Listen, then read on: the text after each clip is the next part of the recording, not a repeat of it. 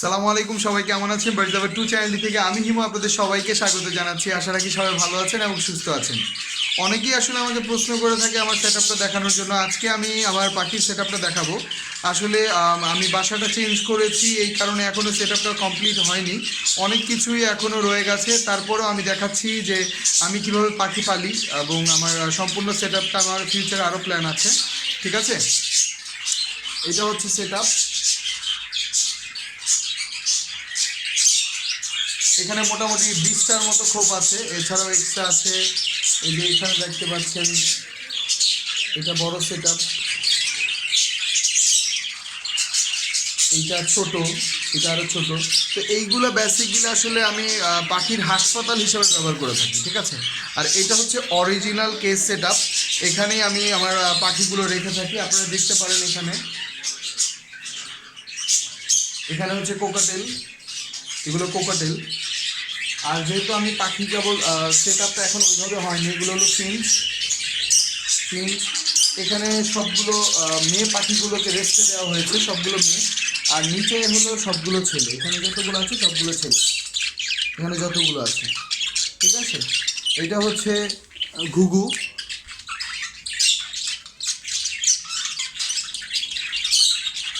মানে ডায়মন্ড ডব আর কি, যেটাকে বলে অনেকেই।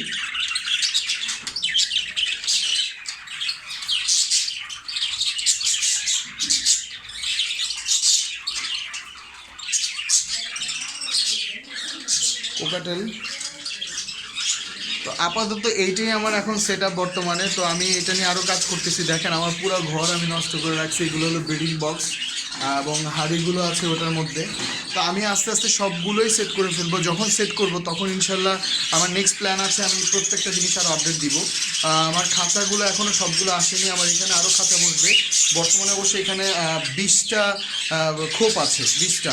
তো আমার প্ল্যান আছে এখানে আমার আরও 5টার মতো খোপ বসবে, 3টা বা 2টা, 3 পার্টের। তো এই কেসগুলো আমার বানানো। প্রত্যেকটা কেসের হাইট যদি আমি বলি, বলা যেতে পারে 18, 18 আর 14। ঠিক আছে, ভিতরের দিকে 18, ভিতরের দিকে 18, উপরের দিকে 18, আর সামনে হচ্ছে 14। তো এইভাবে করে আমি সবগুলো কেস বানানো। আর এগুলো তো ব্রিডিং বক্স দেখলাম একটা, আপাতত আপনারা দেখতে পারেন এই যে ব্রিডিং বক্স। বক্সগুলো নিয়ে আমি পরবর্তীতে কাজ করব। আর এমনিতে একটা কাজ চলতেছে বর্তমানে, সেটা আপনারা দেখতে পারেন। এটা হচ্ছে অনেকেই বলবেন, এই যে আমি গুঁড়া করতেছিলাম, এটা হচ্ছে সমুদ্রের ফেনা এবং মিনারেল ব্লক গুঁড়া।